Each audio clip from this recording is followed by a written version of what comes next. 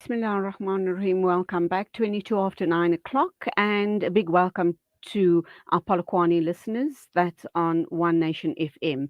To hope you enjoy the rest of the shows on Salam Media this morning. Now, next online, we're going to be talking to Mudzuli Rakhivhane. She is with One South Africa Movement. She's the spokesperson, and we are going to be talking about a referendum to change the South African electoral system. But before we get there, I just want to read a piece to you. It says, "My name is Lungi. I have a degree in accountancy and I am unemployed. There are many more like me in this country. I am part of an organization called Forgotten Citizens, and we have a database of thousands of graduates with honors, masters, and beyond who are sitting at home unemployed. The current government has been promising the youth and the general public jobs for over 5 years with no real results. Youth unemployment is at 65%. And general unemployment is standing at 40%. All we see is commissions of inquiry into corruption, such as the Zondo Commission, which has not resulted in any arrests or convictions to date. We are seeing wasteful expenditure while the poor go hungry and the citizens get overtaxed and pay for ongoing corruption." Mudzuli Rakhivhane, a very good morning to you. Welcome to the program. Good morning. Thank you for having me. A very, very heart pleading statement there by Lungi and many, many more like himself. And I guess this is where you come in. This is where One South Africa Movement comes in, and you are talking about a referendum. It's very especially cries for help like that from Lungi that makes you take the stance. Talk to us more about this call for a referendum. Absolutely. And those two things are so intrinsically linked to each other because the very things that Lungi is actually pleading about are clearly linked to a failure in governance. Issues of unemployment. I mean, as of yesterday, I think it was reported that there was a further drop of about 42,000 jobs, specifically also impacting the youth once more. If we look at even load shedding and the impact that that again has on employment and people's businesses, that is again linked to a direct failure of a government who is unable to provide basic services such as electricity. And so you can't separate leadership and the way in which we vote from the basic issues that South Africans are experiencing every single day that impact again on their ability to generate an income. And so our idea, number one, which we're currently working on, is to reform the way that we're able to directly vote for the people that actually are then doing the jobs, such as providing better alternatives for electricity and power generation, dealing with unemployment. And part of then that work becomes, I think, a question that's been widely spoken about as, do South Africans actually want to directly elect their president? I'm glad that Lungi actually raised the issue of the commission, because in the commission itself,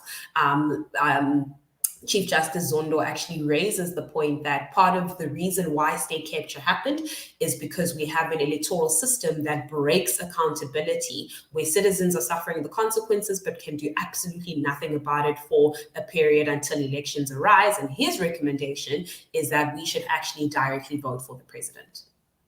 Well, do you think it's doable? Look, we do know that a referendum is not a new phenomenon in South Africa. There was one in 1992 in South Africa to end the apartheid system. We need to now have a referendum to end the corruption system and the sabotage system. Look what's happening at Eskom. It's bringing the country to a grinding halt. What is it going to take for us to get there? Because you see the ANC is absolutely fractured. There are absolute corrupt politicians within the ANC. They each have each other's backs because they don't want finger pointing at any point in time. What is it going to take for us to get to a referendum? And also, are we able to get through to the people on the ground? Because when I think of the riots last year, somewhere, somehow, someone managed to get the people to uprise. What is it going to take them to get this referendum going? Yeah, I think what you raise an important issue to say, do the leaders that we have actually have the political will to want to see a referendum happen? Because I think there's an understanding that the people who currently hold power would understand that any shift in the way that we vote and interact with government would directly impact their jobs and even their ability to continue to capture the state. So is there political will for this to happen? I think my assessment would be no. But there are legal processes that we can follow. And ultimately, it's the president that must then agree to actually then hosting this or permitting a referendum to happen. And then the second issue is linked to that. And then the question becomes, how do you get people to participate in a referendum? And how do you get people engaged in understanding what this could do for them? Because if the referendum question was to say, do you want corruption in this country to stop? I think the answer for everyone would be yes. But unfortunately, it's not always easy for people to understand that the corruption is linked to the system and linked to the way in which we vote.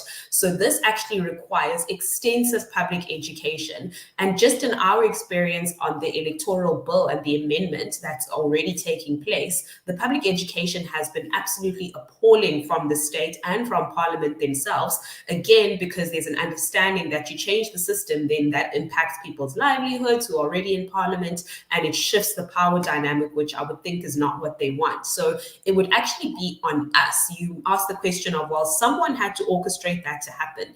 And the reality is it's going to be up to civic organizations such as ourselves. We're already doing the work, organizations such as OUTA, the HSF, to mobilize people on the ground to understand that the issue that you face in your community of the fact that you don't have a running tap is actually linked to this electoral issue. And that's why you should vote, and that's why you should participate in something like a referendum.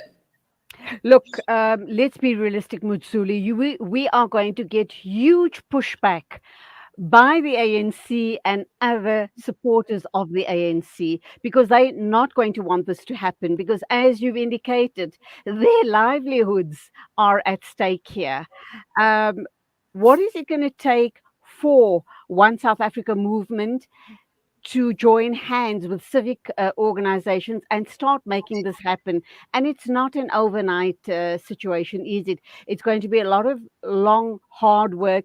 It's going to mean going back or going down to grassroots level to talk to the people on the ground, to make them understand in simple language that this is what is at stake if we don't call for a referendum. Having said that, how soon do you think that this can and should and must happen?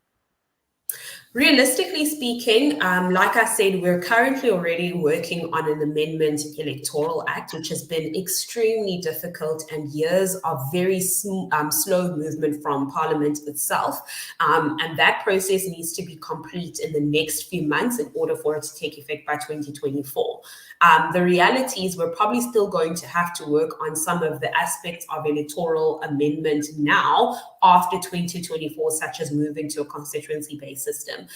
So I think it's important that even though it's something that's in the media now, even though it's in the Zonda Commission as a recommendation, and even though it's something we're publicly lobbying for, if the way that Parliament has conducted just this small amendment to the Electoral Act now to include independent candidates, then I think we're going to be waiting a significant amount of time before we see a shift like that, which actually implicates a constitutional amendment. And I think it's also important, like the letter that you read earlier, to indicate that the Zondo Commission doesn't actually legally bind Parliament to actually take up any of those recommendations. So it's not like we can wake up and say, well, the Commission said, and therefore you have to at least start to engage on that.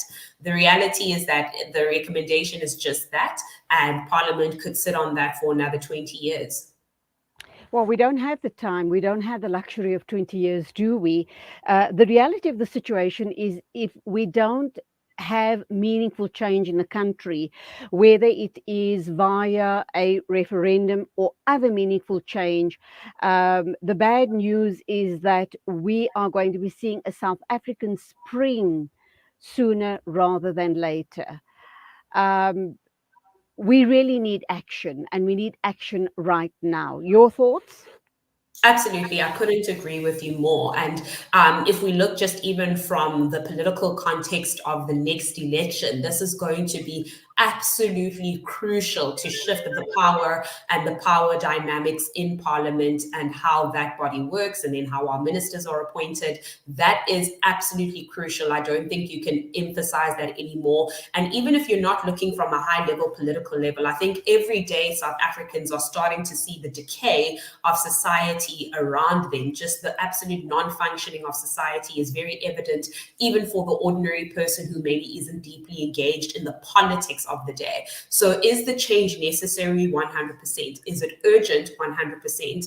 Do we have leaders who have the political will to meet that urgency with change? I would say no. So again, like your question actually posed earlier, it's going to be up to us to do something drastic, and to do what we can together.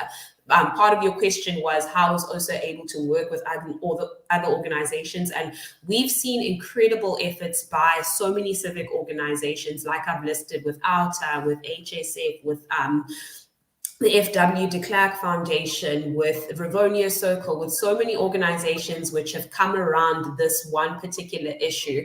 And we don't see that in South Africa enough. Unfortunately, I think what's happened in society is we've become more and more separate in the efforts that we pursue. And what I really love about this is that all those organizations, about 12 or 13, have maybe put aside their own differences and said, we can see that one of the key ways that we're going to make an impact for the daily South African is by changing the electoral system, and we're going to come together. We've written letters to Parliament together, we've lobbied together, we make submissions, we meet for conferences, and we have decided as a group to collectively do what we can in our sphere of influences with the constituencies that we have to try and make Parliament do the right thing in this instance. My final question to you is, in an ideal world, had we had the ideal situation playing out and the political will to make these changes, how long will it take for us to go this route to call for a referendum? In reality, you could probably get it done within a year or so. Obviously, there will be questions of what question are you posing to the public. That becomes absolutely important because, like we saw in Brexit, part of the issues over there was one, public education and people not really understanding the implications of the question that was being posed to them. Number two, it's about posing the right question that people understand. It's about rolling out a long, extensive public education process that goes from every community, rich or poor, remote cities, the whole spectrum. So I mean, ripping up a referendum question is probably something you can do in a day, but it's the process before that to make the referendum impactful and to make it fair to everyone participating. That process takes quite a significant amount of time, but it doesn't have to take years and years and years to achieve. Well, undoubtedly, One South Africa movement has their work cut out for them, but you can start now by conscientizing our young people, by going into the schools, by trying to get this very, very strong message out. And the one word I think that will go to the core of everyone's heart is wholesale corruption. If you want to live in a free and a fair democracy, then we need to stamp out corruption, and the referendum is the way to go. But it was wonderful talking with you, Mudzuli, and we are going to be following you guys, and we're going to hold you guys accountable for bringing this to the table.